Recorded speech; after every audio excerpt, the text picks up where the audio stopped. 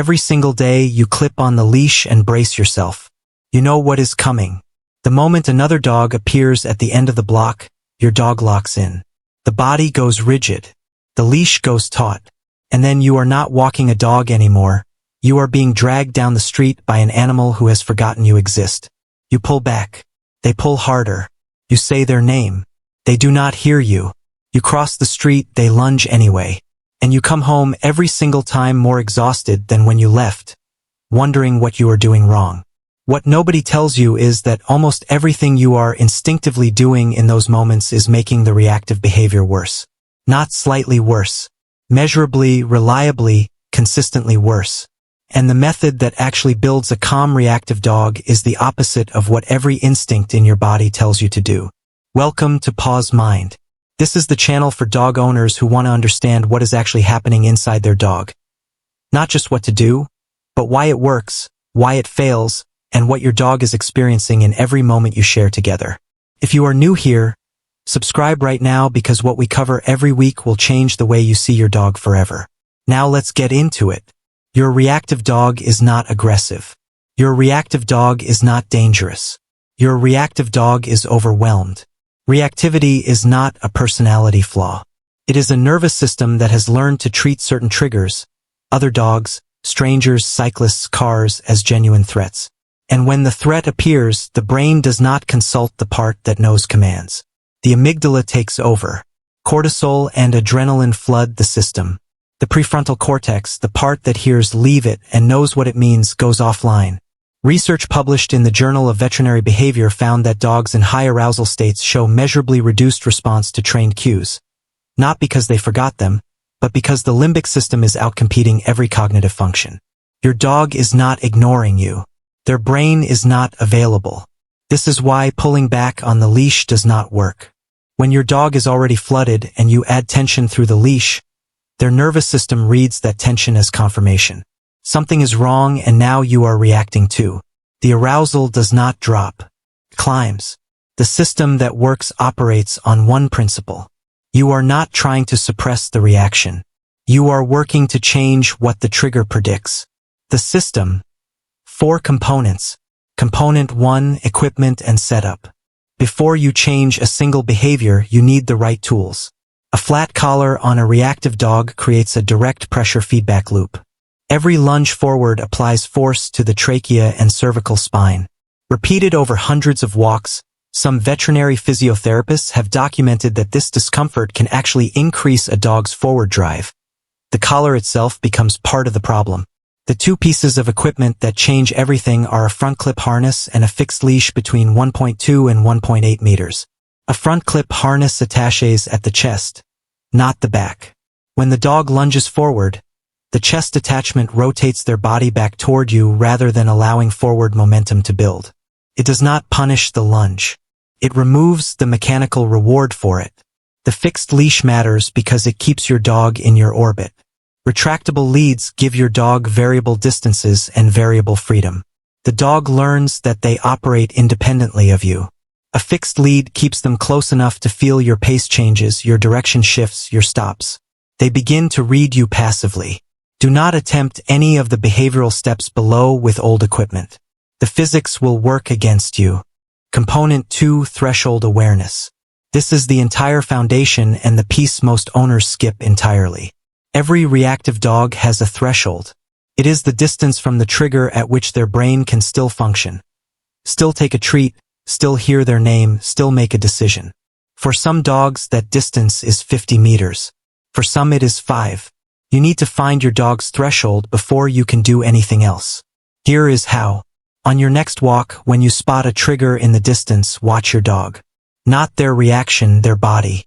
The moment you see their ears pivot, their weight shift forward, the muscles along their back stiffen, that is the edge of the threshold. That is the moment the brain is beginning to flood. Your job on every walk for the next several weeks is to stay outside that threshold. Not at it. Outside it. This means crossing streets before the other dog gets close. This means turning around when a cyclist appears at the end of a long block. This means choosing quieter routes during peak hours. This feels like avoidance because it is avoidance. And it is exactly correct. You You cannot teach a dog whose brain has gone offline. You can only teach a dog who is still inside their window. Every time you successfully keep the walk subthreshold, you are giving the nervous system a chance to learn that this environment is manageable. Research from the University of Lincoln confirmed that repeated subthreshold exposure paired with positive reinforcement produces significantly faster desensitization than repeated full reaction episodes. The reaction is not practice. It is damage. You are trying to stop the practice. Component 3, the conditioned interrupt and counter-conditioning. Once you have established the threshold and are managing walks at distance, you add 2 tools. The first is a conditioned interrupt cue.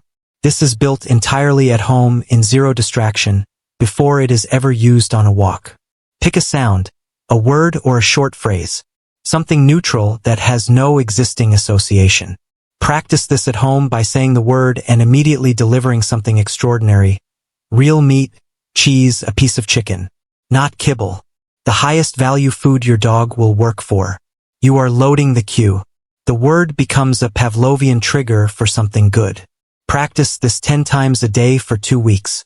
Say the word, deliver the food, every single time with no exceptions. When the cue is solid at home, meaning your dog whips their head toward you the moment they hear it regardless of what they were doing, you bring it to the walk. The second tool is counter-conditioning. Every time the trigger appears at or outside the threshold, the trigger predicts something good. The other dog appears 2 houses away. A piece of chicken appears from your pocket. Other dog disappears around the corner. Chicken stops. You are not rewarding the reaction. You are rewiring what the trigger means. Animal behaviorists call this the trigger equals good things protocol. A study published in Applied Animal Behavior Science found that dogs whose triggers were systematically paired with high-value food showed significant reductions in reactive behavior within 8 weeks. Not because they were trained to suppress the reaction, because the trigger stopped predicting a threat. Component 4, building the new behavior. Most owners focus entirely on stopping the reaction. They never build what they want instead. The behavior you are building is called a check-in. You want your dog, in any environment, to look back at you when something appears in the environment instead of locking in on it. This is the shift from reactive to responsive. You build check-ins at home first. Walk around the house, and every time your dog glances at you unprompted, mark it clearly and deliver food. You are making eye contact with you, the most rewarding thing in any environment. You bring this onto the walk in low distraction stretches. Every time your dog looks up at you during a calm section of the walk, mark and reward. Every 30 seconds of loose leash and calm body language, mark and reward. You are charging a new pattern. Walking near you, paying attention to you, looking at you equals the best thing that happens on this walk. When the trigger eventually appears and your dog looks at it, then looks back at you, that is the moment. That check-in is the finished behavior. Mark it like it is the most important thing that has ever happened. Because it is. Edge cases. Situation 1. The trigger appears without warning. You turn a corner and there is another dog 3 meters away. No time to cross the street, no time to add distance. Do not freeze. Move. Turn and walk briskly in the opposite direction, creating distance as fast as you can. Say your interrupt cue once, deliver food as you move. Do not stop to manage the reaction in place. Create distance first. Everything else happens at distance. If the reaction happens anyway, let it pass without adding tension to the leash. Wait for the moment your dog's body begins to decompress. Even a single exhale, a single glance back at you, and mark it quietly. Then keep moving. Situation 2. Your dog was improving and has regressed. Regression is not failure. It is information. Common causes are an off-leash dog that approached, a startling incident, a change in routine, illness, or simply an environment that was more demanding than the training was ready for. When regression happens, you back up 1 full level. Increase the distance you maintain from triggers. Return to more frequent rewards on quiet walks. Do not try to push through. The nervous system needs time to stabilize again. Most dogs recover fully within 1 to 2 weeks when management tightens up again. Situation 3. Other people in the household are not following the system. A reactive dog that is managed at threshold with you will still lunge at full intensity with anyone who lets them get close. The threshold work only holds if it is consistent across every person who handles the leash. Walk together until everyone has seen the system in action. Explain what the threshold looks like and agree that distance is the non-negotiable principle. One person consistently letting the dog get close to triggers, even occasionally, can undo weeks of progress in a single walk. The system only works if it works every single time. Week 1 feels like nothing is changing. You are crossing streets constantly.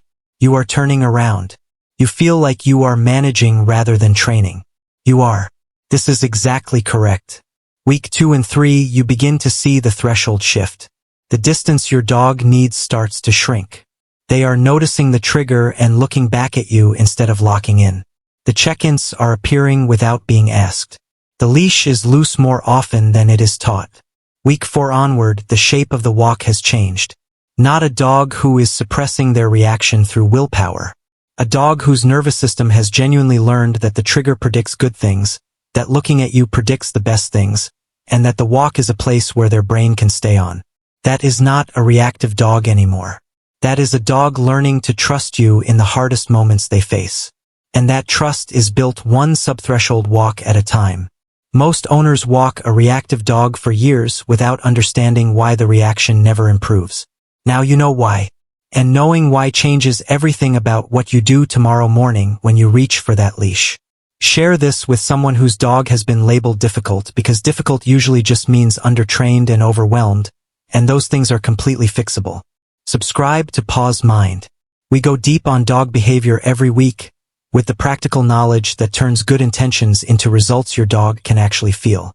And if your dog shuts down completely the moment you walk out the door, not reactive, not pulling, just frozen, refusing to move, there is a reason behind that behavior that goes deeper than stubbornness. That video is next.